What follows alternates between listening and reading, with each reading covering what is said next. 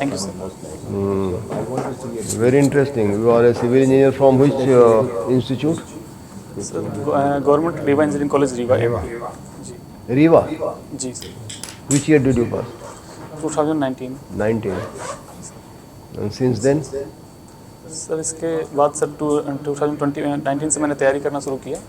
Sir 2020 में sir मैंने BPSC का एग्ज़ाम दिया और मैंने मेंस लिखा। कुछ नंबरों से मेरा सिलेक्शन रह गया और 2021 का सर फिर से मैं इंटरव्यू दे रहा हूँ। सिर्फ बीपीएससी लिख रहे हो, यूपीएससी भी? सर बीपीएससी सर थोड़ा सा पहले मैं स्टेट करना चाहता था, इसके बाद सर थोड़ा सा आगे बढ़ना। स्कूलिंग कहाँ से हुई है तुम्हारी? स्कूलिंग सर मेरी 10th है government excellence number 1 school Rewa, और 12th एमपी के रहने वाले हो? नहीं सर, पिताजी सर वहाँ जॉब करते हैं तो पढ़ाई मेरी वहाँ से सर। रहने वाले बिहार के हैं? कहाँ से? भोजपुर जिला से। तो रीवा में पिताजी क्या जॉब करते हैं? सर वो वर्कर हैं सामान प्राइवेट कंपनी में। प्राइवेट कंपनी में वर्कर। तो रीवा में ज़्यादा आपने समय बिताया? जी सर। जी सर। स्कूलिंग भी वहीं हुई आपकी? जी सर 10th तक वहाँ से सर। 12th गवर्नमेंट मल्हार आश्रम स्कूल इंदौर से हुई है सर। रीवा के बारे में कुछ बताओ, तुम्हारा क्या रीवा डिस्ट्रिक्ट के बारे में क्या जानकारी है? सर रीवा डिस्ट्रिक्ट सर काफ़ी ज़्यादा वहाँ सर वाटरफॉल्स हैं। एमपी के सर सबसे ज़्यादा लगभग वाटरफॉल्स रीवा डिस्ट्रिक्ट में ही है। इसके अतिरिक्त सर पहली बार दुनिया में सर वाइट टाइगर वहाँ देखा गया था। राजा मार्तंड सिंह सर पहली बार उन्होंने देखा था। और इसके अतिरिक्त सर तानसेन भी ऐसा कहा जाता है कि अकबर के दरबार में जाने से पूर्व रीवा के राजा के ठीक है। इन सिविल इंजीनियरिंग के बारे में अगर बात की जाए तो डेवलपमेंट में किसी कंट्री में सिविल इंजीनियरिंग का क्या योगदान रहता है? How it helps to develop? Sir development में किसी भी कंट्री के डेवलपमेंट में सर सिविल इंजीनियरिंग का सर सीधा योगदान देख सकते हैं, क्योंकि सर डेवलपमेंट का सीधा सर इंफ्रास्ट्रक्चर डेवलपमेंट से होता है। और सर सिविल इंजीनियरिंग पूरा इंफ्रास्ट्रक्चर डेवलपमेंट को कवर करता है। सर जैसे कि बिहार जैसे राज्य में भी अगर से बात करें तो सर 2011 के अगर आंकड़ों की बात करें तो शहरीकरण मात्र 11.3% है। तो ऐसे में सर शहरीकरण को बढ़ाने का बिहार सरकार प्रयास कर रही है, और हाल ही में आर्थिक सर्वेक्षण 2022-23 के अनुसार शहरीकरण का स्तर बढ़ के 16.3 हो गया है। तो तेजी से शहरीकरण बढ़ाने के प्रयास में सर सिविल इंजीनियरिंग काफ़ी महत्वपूर्ण रोल निभा सकता है। That's right. क्लाइमेट चेंज के संदर्भ में सिविल इंजीनियरिंग के तौर तरीके, यूज ऑफ मटेरियल, ये सब बदलना पड़ेगा, बिल्डिंग डिजाइन वगैरह। कौन सा एरिया है जो कि सिविल इंजीनियरिंग को ज़्यादा ग्रीन करेगा और क्लाइमेट चेंज को रिड्यूस करने में मदद करेगा? What steps will you consider? Sir ऐसा माना जा सकता है सर, जो ग्रीन बिल्डिंग का जो कॉन्सेप्ट है सर, कि उसको सर एक पॉइंट कंसीडर किया जा सकता है। इसके अतिरिक्त सर इन्वायरमेंट फ्रेंडली मटेरियल का यूज किया जा सकता है, ताकि बिल्डिंग कंस्ट्रक्शन वगैरह में अगर मटेरियल की बात करें तो सबसे बड़ा मटेरियल तो सीमेंट है सिविल इंजीनियरिंग में। तो ग्रीन सीमेंट का कॉन्सेप्ट आया है, are you aware of that? What is green cement? जो सीमेंट का जो पद्धति अभी है बनाने का, दैट्स वेरी पोल्यूटिंग।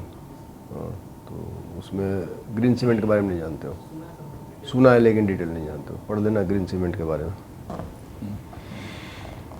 अच्छा, इंडिया को मदर ऑफ डेमोक्रेसी कहा जाता है, आप सहमत हैं इससे? जी सर मैं सहमत हूँ सर इसको पूरी तरह से, क्योंकि सर इंडिया सर विश्व का सबसे बड़ा लोकतंत्र देश है। और सर इसके अतिरिक्त क्योंकि सर अगर प्राचीन काल में भी भारत की बात की जाए तो सर बिहार के अगर क्षेत्र की बात की जाए तो बिहार में एक वज्जी संघ था, जो कि सर दुनिया का पहला गणतंत्र माना जाता है। तो बहुत पहले से ही सर भारत में अगर बात की जाए तो गणतंत्र कई जगह शासन रहा है, और वर्तमान में भी सर गणतंत्र लोकतंत्र। इसमें इतने एबिरेशन, इतनी विसंगतियाँ, विरोधाभास क्यों आ गए? सर लोकतंत्र का अर्थ ही होता है सर कि आप अपने मत को खुले विचारों के तौर पे रख सकते हैं। तो सर यहाँ सांस्कृतिक विविधता काफ़ी ज़्यादा है। तो सर ऐसे में लोगों को अपने मत रखने की स्वतंत्रता है सर। एक तरह से यह लोकतंत्र की विशेषता है कि उनके कुछ मत सहमत होंगे, कुछ मत से आप असहमत होंगे।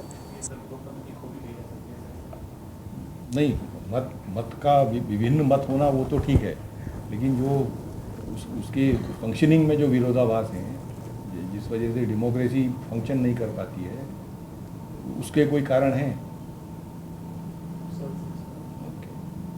आप सरकार ज्वाइन करना चाहते हैं तो उसमें आप सरकार के अलावा स्टेट, मार्केट, सिविल सोसाइटी, इनके बीच में कैसा सामंजस्य होना चाहिए? सर इनके बीच काफ़ी सहयोगपूर्ण सामंजस्य होना चाहिए सर। अगर विकास की राह पे आगे बढ़ना है तो इनके मध्य एक आपसी सामंजस्य बेहतर होने का ज़रूरत है सर। इसके अतिरिक्त सर पब्लिक के साथ भी सर रिलेशन बेटर होने की ज़रूरत है प्रशासन का, ताकि उन्हें प्रशासन को भय की दृष्टि से न देखकर एक सहयोग की दृष्टि से देखें कि उन्हें ये आभास हो कि ये उनके लिए ही चीज़ें डेवलपमेंट की इसमें जाए। जो सिविल सोसाइटी कहलाती है वो क्या चीज़ होती है? सर सिविल सोसाइटी सर कहलाती हैं सर जो सीधे तौर पे प्रत्यक्ष रूप से शासन से तो नहीं जुड़ी रहती है, लेकिन सर वो आम जनता की मांगों को सर सरकार के समक्ष एक मजबूत पक्ष के साथ रखती हैं कई सिविल सोसाइटी।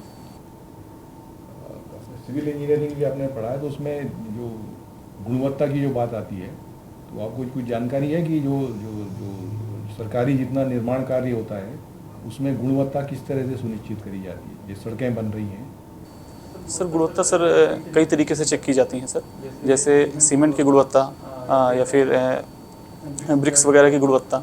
सो सर इसके लिए सर कई टेस्ट किए जाते हैं, जैसे सर कुछ टेस्ट फील्ड टेस्ट होते हैं और सर कुछ टेस्ट लेबोरेटरी टेस्ट होते हैं।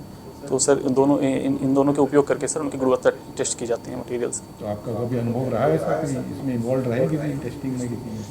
सर थर्ड ईयर में मेरा कैंपस प्लेसमेंट हो गया था, लेकिन सर मैंने उसको स्किप करके तैयारी करने का मन बनाया, तो सर मेरा एक्सपीरियंस उसमें जैसे आपको इससे परिचित है, ये जो प्रधानमंत्री ग्राम सड़क योजना है, कि इसके क्या पैरामीटर्स होते हैं, कहाँ कहाँ ये सड़क बनाई जाती है? ऐसे गांव सर जो अभी मुख्य सड़कों से नहीं जुड़ पाए हैं, मुख्य सड़कों की जैसे नेशनल हाईवे, स्टेट्स हाईवे, इन सब से सर डायरेक्ट नहीं जुड़ पाए हैं, तो सर प्रधानमंत्री ग्रामीण योजना के तहत उनके गाँवों में पक्की सड़कों का निर्माण किया जा रहा है, ताकि गांव के आम नागरिक या आम कृषक भी बुनियादी और संरचनात्मक विकास से जुड़ सकें और सर विकास में सर उनका भी भागीदारी बन सके sir. Thank you. Amit Kumar आप रे हैं रॉय हैं? सर एक्चुअली राय हूँ मैं, अमित कुमार राय। राय जी RAI जी सर। कोई फेमस बंगाली फिल्म कोई है जिनका बहुत नाम रे हो? डायरेक्टर पथेर पांचेली। चलिए, अमित एक बॉलीवुड के अभिनेता, उनका कई पिक्चरों में नाम अमित रखा गया है, वो कौन है? अमिताभ बच्चन जी का। अब मैं सॉफ्ट उस पर ही आऊँगा। मैं दो उपन्यासों के नाम ले रहा हूँ, हिंदी लिटरेचर है आपका, तो मैं आपसे जानूँ, मैला आंचल, मारे गए गुलफाम, किसके हैं? इनके दोनों नॉवल के बारे में कुछ बता पाएंगे? सर मैला आंचल और मारे गए गुलफाम दोनों रचना सर फणीश्वर नाथ रेणु जी की है। सर फणीश्वर नाथ रेणु जी बिहार के पूर्णिया जिले के थे। और सर मैला आंचल की विशेषता यह है कि मैला आंचल सर एक आंचलिक उपन्यास है। उसके केंद्र में कोई भी अभिनेता या नायक नहीं है, बल्कि अंचल ही पूरा उसके केंद्र में है। इसके अतिरिक्त सर उन्होंने पहली बार हिंदी लिटरेचर में सर आंचलिकता का समाहार किया है अपने उस रचना में। इसके अतिरिक्त सर मारे गए गुलफाम भी सर उनकी रचना है। इस पे मारे गए गुलफाम से कोई हिंदी कोई मूवी बनी है इस पे? सर मारे गए गुलफाम पे सर एक हिंदी मूवी बनी है, उसका नाम सर तीसरी कसम है। बताइए। सर मूवी नहीं देखा हूँ सर। अच्छा, अब मारे गए गुलफाम के बारे में सर। नहीं, मतलब सेम ही है, तीन कसम है। तो उसकी जो कलाकार हैं, जो उनकी हीरोइन है, कौन है? मैं तीसरी कसम किया। Sorry sir. वहीदा अभी आपने नाम सुना है 10-15 दिन पहले, क्यों उनका नाम गाया? सर वहीदा रहमान जी को सर हाल ही में दादा साहब फाल्के अवार्ड दिया गया। अच्छा। और वहीदा जी की कुछ पिक्चरों के नाम मालूम? आप पिक्चर से के बारे में नॉलेज रखते हैं? सर पिक्चर सर ज़्यादा नहीं देखते। भोजपुरी की में, क्योंकि आप फिर आप लिटरेचर के आदमी हैं, क्या है, मैं भोजपुरी फिल्म के बारे में पूछूं? आप कैसे वो सर पिक्चर सर जरा कम देखता हूँ। पिक्चर के नहीं, मैं इंडस्ट्री के बारे में। जी सर। भोजपुरी फिल्म इंडस्ट्री का स्टेटस अभी क्या है? सर अभी देखा जाए तो भोजपुरी फिल्म इंडस्ट्री देश के अन्य राज्यों की इंडस्ट्री के मुकाबले सर अभी कदम ताल नहीं कर सकती, अभी सर पीछे कहीं है। जैसे अगर देखा जाए तो साउथ इंडस्ट्री सर काफ़ी आगे बढ़ चुकी है। कि Bhojpuri film industry, Oriya film industry, Gujarat film industry क्यों नहीं अच्छा कर पा रहा है? सर मुझे ऐसा लगता है कि एक पॉइंट इसमें ये हो सकता है सर कि जो इन पिक्चरों के नायक रहते हैं वो कहीं ना कहीं सर बेसिकली एक्टर या बेहतर एक्टर नहीं होते हैं। अधिकतर कई बार ऐसा देखा जाता है कि प्रोड्यूसर जनता के बीच किसकी कितनी लोकप्रियता है उस आधार पर सर नायक को चयन करने का प्रयास करते हैं, जिस वजह से सर वो पिक्चर में अपना 100% उस हिसाब से सर कंटेंट क्वालिटी नहीं दे पाते हैं जिस हिसाब से एक पिक्चर के नायक की होनी चाहिए। तो सर इस वजह से कहीं ना कहीं एक्टिंग या फिर काफ़ी क्षेत्र को लेकर सर अभी पीछे एक पिक्चर बहुत फेमस हुई थी भोजपुरी, आई सपोज वो पहली फिल्म थी, आपको नाम मालूम है किस साल की होगी ये पिक्चर? ठीक 63। हिंदी की जो पहली कहानी मानी जाती है खड़ी हिंदी की, उसके बारे में जानते हैं? सर हिंदी की पहली कहानी के बारे में सर वैसे तो मतभेद है कई का, लेकिन सामान्यतः यह स्वीकार कर लिया गया है कि माधवराय सप्रे जी की 1901 में रचित एक टोकरी मिट्टी हिंदी की पहली कहानी मानी जाती है। उसको मानते हैं या उसको मानते हैं और या गुलेरी की गुलेरी। सर गुलेरी सब की कहानी के बारे में सुना है? जी सर उसने कहा था सर। और इस कहानी की और भी क्या? सर इस कहानी की सबसे बड़ी खासियत सर अगर देखी जाए तो चंद्रधर शर्मा गुलेरी जी की खासियत ये रही कि उन्होंने उस काल में इस फिल्म में पहली बार फ्लैशबैक सिस्टम का उपयोग किया गया, जो कि सामान्यतः उस समय तत्कालीन दौर में नहीं देखने को मिलता था। तो ये सर उनकी एक बड़ी उपलब्धि मानी जाती है, उसने कहा था। अगर आप शॉर्ट स्टोरीज की बात करें वर्ल्ड के मतलब महानतम शॉर्ट स्टोरीज में, तो उसमें हिंदी की किन स्टोरीज को रखना चाहेंगे या बांग्ला की? सर अगर शॉर्ट स्टोरी में बात करें तो सर मैं सर प्रेमचंद की कुछ कहानियां हैं उनको सर मैं रखना चाहूँगा, जो कि काफ़ी शॉर्ट भी हैं और सर शॉर्ट स्टोरी में उनका उपयोग किया जाता है सर। जैसे कफन हो गई, सदगति हो गया, और बड़े घर की बेटी हो गया, ईदगाह हो गया, गुल्ली डंडा हो गया। और अगर आप इंग्लिश लिटरेचर की बात करें तो उसमें किसी की याद आता है शॉर्ट स्टोरीज जो बहुत फेमस शॉर्ट स्टोरीज हैं? गिफ्ट ऑफ द मेजाई के बारे में सुना है आपने? नहीं सुना, कोई बात नहीं। अगर हम छायावाद की बात करें तो पुराने छायावाद कवि और अभी के कोई छायावाद कवि के बारे में बता सकते हैं? पुराने 2-3 छायावाद के कवि। सर छायावाद की अगर मुख्य कवियों की बात की जाए तो सर सुमित्रानंदन पंत, सूर्यकांत त्रिपाठी निराला, महादेवी वर्मा और सर ये जयशंकर प्रसाद जी सर इनको माना जा सकता है सर। मॉडर्न एज में क्या छायावाद को किसी ने आगे बढ़ाया? सर छायावाद को सर अगर आधुनिक कवियों की बात की जाए तो सर वर्तमान में तो सर वो नहीं है, लेकिन नामवर सिंह ने ऐसा सर काफ़ी छायावाद के बारे में सर लिखा और उन्हें आगे बढ़ाने का प्रयास किया था। नामवर सिंह की अगर आप तुलना हजारी प्रसाद द्विवेदी से करें तो क्या किस तरह से आप उन दोनों को देखेंगे? सर नामवर सिंह सर ऐसा देखने को मिलता है सर कहीं ना कहीं हजारी प्रसाद द्विवेदी जी से प्रभावित कवि रहे हैं।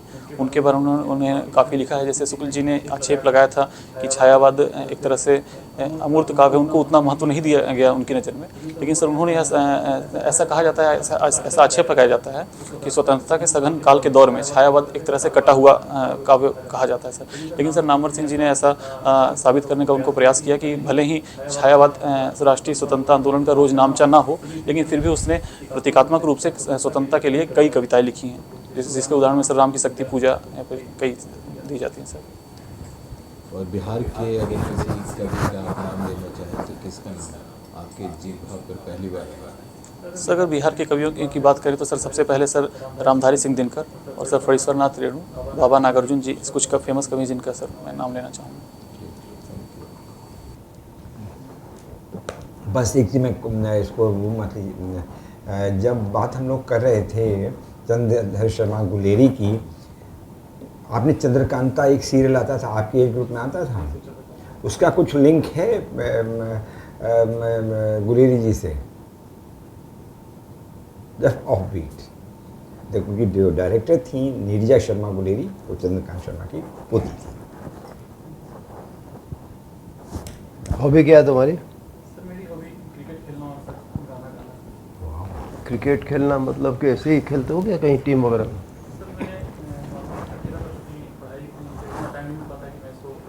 ठीक है, ऐसे ही मतलब खेलते हो अपने। और गाना मतलब किस तरह के गाते हो? किस तरह के गाने? बॉलीवुड के गाने, कोई क्लासिकल गाना, क्या गाते हो? तो ये खुद ब खुद गाते हो, कोई ट्रेनिंग है? बचपन से ही या अभी से? कुछ पसंदीदा गाने में 2-4 का नाम बताओ जो तुम्हें बार बार गुनगुनाने का मन करे।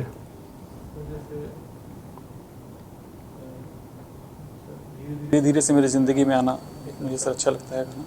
इसके अतिरिक्त सर सागर जैसी जुल्फों वाली, ये सर मुझे पसंद ये है सब सर। गाने तुम्हें पसंद? जी सर, पुराने गाने। अच्छा, तो 2 लाइन से सुनाओ धीरे धीरे से मेरी ज़िंदगी में आना।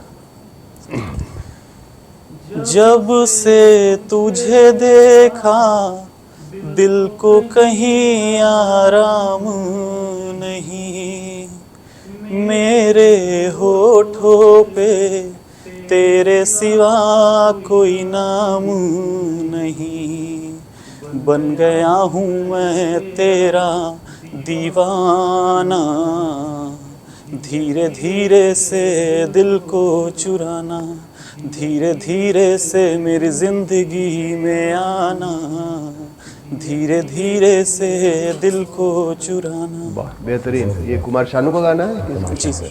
बहुत अच्छा गाना है, बहुत अच्छा गाते हैं आप। ठीक है, थैंक यू। तो ये गुनगुनाना ये तो प्रॉपर गाना है, बहुत अच्छा गाना है। Very good, very good. बुलाते हैं अभी आप। Thank you sir, thank you sir.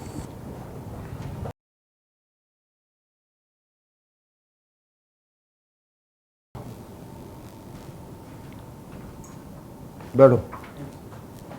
काफ़ी स्मूथ गया तुम्हारा इंटरव्यू और हम लोग बहुत ज़्यादा प्रभावित हैं।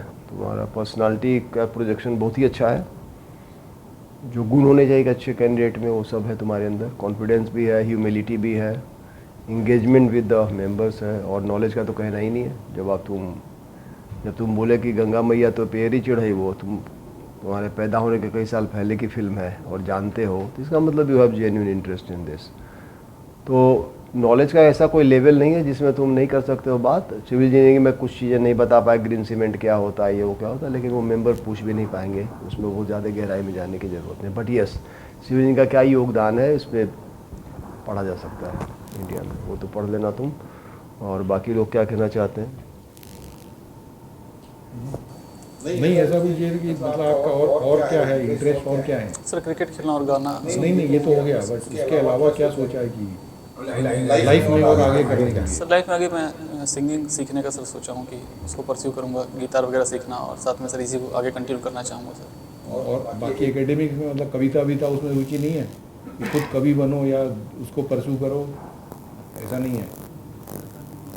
नहीं तो ये तो ठीक है, ये तो आप इसका तो कोई, ये तो समुद्र है कि क्या पढ़ोगे क्या पूछा जाएगा, उसका कोई कोई नहीं बता सकता है। तो वो सब सही है, उसमें कुछ जो कर सकते हो करते रहो, तो उसमें कुछ बेसिकली 20 मिनट 25 मिनट बोर्ड के साथ बिताने का वक्त होता है इसमें। जो कुछ सवाल आ गया, कैसे बोला है, कि वही होता है, वो नॉलेज बेस बहुत ज़्यादा नहीं होना चाहिए। दिस ओके, तो बहुत ज़्यादा पढ़ने की जरूरत नहीं है। पहला है आपका, इससे पहले अपीयर हुआ किसी में?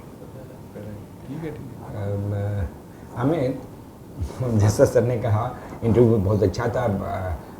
मेरा अपना मानना है कि यदि कहीं गड़बड़ होता है तो कहते हैं ना, the other side is more responsible. अपना बिहार के बारे में जैसे हम लोगों ने नहीं पूछा, तो it was fantastic. Civil engineering and Hindi literature is a rare combination, लेकिन आजकल होने लगा है और बहुत अच्छा किया आपने।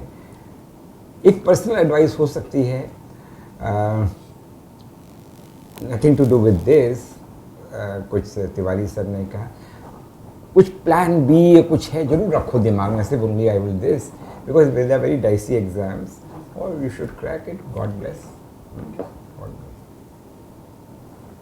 ठीक है, फैंटास्टिक। पर ये बहुत अच्छा है तुम्हारा, Crack तुम्हें तो यूपीएससी कर भी लोगे, मतलब है कि अगर उससे हाँ। ऊपर का कुछ विजन रहेगा तो अच्छा है। Exactly. मतलब ये तो शुरुआत है कि नौकरी मिलेगी, ज्वाइन करेंगे, बट बड़ा विजन हो तो जो, अरे यूपीएससी से साथ ही ऊपर चलो, है। उसके बाद क्या है?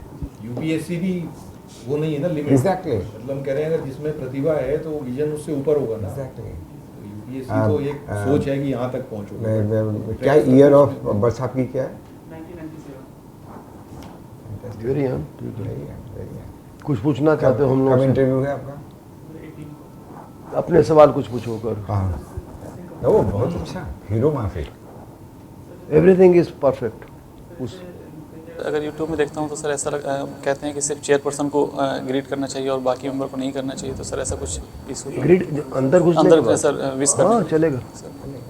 जैसे मैं चेयरपर्सन हूँ, मुझे अगर गुड मॉर्निंग गुड आफ्टरनून बोल दिया, उसका भी ये नहीं कि इनको सबको ग्रीट करते रहो, वो अंडरस्टूड है ये सब चीज़ें, नोबडी माइंड्स इट। यदि कर भी दोगे तो कोई रिजेक्शन और सिलेक्शन बहुत ज़्यादा फॉर्मेलिटी, इंटरव्यू बोर्ड वालों को गुस्सा चढ़ेगा ना कि बहुत पसंद आएगा, you are being too formal, it's a very friendly way, nobody minds. कभी कभी तो यूपीएससी में बैठने के लिए भी नहीं बोलते हैं आपको, इतना ज़्यादा आपको लगेगा कि इग्नोर कर रहे हैं।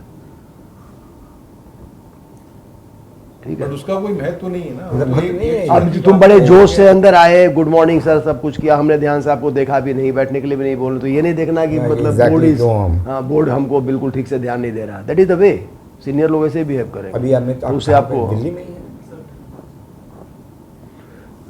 हाँ वो ठीक है, वो उसमें कोई दुख नहीं। और कुछ एरिया के बारे में कुछ बात करना चाहते हो तो पूछ सकते हो हम लोगों से। सर जैसे सर सिविल इंजीनियरिंग में सर कभी कभी सर उतना चूँकि उतना स्टडी नहीं किया हूँ उसको सर, तो कभी कभी अनकम्फर्टेबल फील करता हूँ, तो सर उसमें सर सिविल इंजीनियरिंग में जो कोर्स में पढ़ो उसमें तो सवाल पूछेगा नहीं, जो सिद्धांत पे तो ज़्यादा सवाल नहीं पूछेगा, Applied उसके एप्लीकेशन पे बात करेगा। सिविल इंजीनियरिंग पे ब्रिजेज बन रहे हैं तो की गिर रहे हैं, बिहार में बहुत सारे ब्रिजेज का खोल चुका है, Yes. फॉल हो चुका है, तो क्या कारण रहा होगा, उसको पढ़ लेना, वो सब चीज़ कर लेना कि क्यों हम इतना कमज़ोर स्ट्रक्चर्स क्यों बना रहे हैं, उसमें कहाँ मटेरियल का प्रॉब्लम है, डिज़ाइन का प्रॉब्लम है, या करप्शन का प्रॉब्लम है, या सबका प्रॉब्लम है, इस तरह के सवाल आएंगे आप। या पुराने ब्रिजेस हैं, they are not getting renovated.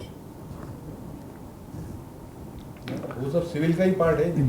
Dam वगैरह कितना भी, सिक्किम में ग्लेशियर और डैम को लेकर प्रॉब्लम हो गया, बहुत सारे डैम्स में प्रॉब्लम है, डैम सेफ्टी क्या है उसके बारे में जान लो, डैम सेफ्टी क्या है वो इशू पूछ सकते हैं, तुम्हारे इससे रिलेटेड नहीं पूछ सकते हैं ना बहुत सारा। यूपी ब्रिज कॉर्पोरेशन का क्यों इतना नाम है, क्यों वो आके बिहार में ब्रिज बनाता है, बिहार में ऐसे क्यों नहीं है? नेचुरल डिजास्टर हो रहा है, उसमें सिविल इंजीनियरिंग कैसे नेचुरल डिजास्टर को टैकल करने में समर्थ हो सकता है, बिकॉज उसको तो हाँ आप ही लड़ोगे ना, सिविल इंजीनियरिंग ज़्यादा लड़ेगा नेचुरल डिजास्टर से, उसको लिंक करके पढ़ लेना। अभी major civil engineering construction company कौन सा है इंडिया में? मेजर काम कौन लेता है सिविल कंस्ट्रक्शन का? पब्लिक सेक्टर का है वो। या आपका ये है क्या नाम है जो मेट्रो बनाता है, कौन है उसे? हाँ? नहीं मतलब उसका तो ऑर्गेनाइजेशन तो ऑर्गेनाइजेशन प्राइवेट सेक्टर में है। हाँ हाँ सब हमें भी नहीं। आप उसको देख लेना, अब बहुत कम है, अब फेल कर गए हैं मुझे। HCL है वहाँ, HCC है बॉम्बे का, है ना, और जो सबसे बड़ा है मुझे नाम याद नहीं आ रहा, नायक उसका प्रेसिडेंट था, अभी वो रिटायर कर गए, उस कंपनी का क्या नाम है यार, जो सब जगह मेट्रो वही बनाता है, क्या नाम भूल रहे हैं। आप उसको देख लेना, मैंने these are the general question which मैंने, they are not going to ask. Basic sanitation है, वो सब सिविल इंजीनियरिंग है। इतना सैनिटेशन पे जो फोकस हो रहा है वो क्या है, तो इस तरह की चीज़ें वो तो जो सिविल इंजीनियरिंग क्वेश्चन आएगा कॉमन सेंसिकल बेस पे उसका जवाब दे पाओगे, पढ़ के नहीं दे पाओगे कि अभी पढ़ लोगे तो दोगे, तो हमेशा उसको अलर्टनेस ज़्यादा रखो, मेंटल अलर्टनेस। ये अंगूठी क्या है? हाँ, उतार देना बोर्ड में इसको, हाँ मान लो कहीं क्वेश्चन इनवाइट हो जाएगा ना, या हम जानते अभी हो। मत उतारो, पहनो हम लोग, अरे अभी नहीं। बोर्ड में पहन के मत जाना, कोई देख लेगा तो पूछेगा क्या रूढ़िवादी हो, क्या हो वगैरह, better to avoid it. Dress यही पहन के जाओ, ठीक है, अच्छा करोगे तुम, अच्छा करो। ठीक है, ऑल द बेस्ट। और कुछ पूछना है? Okay, thank you.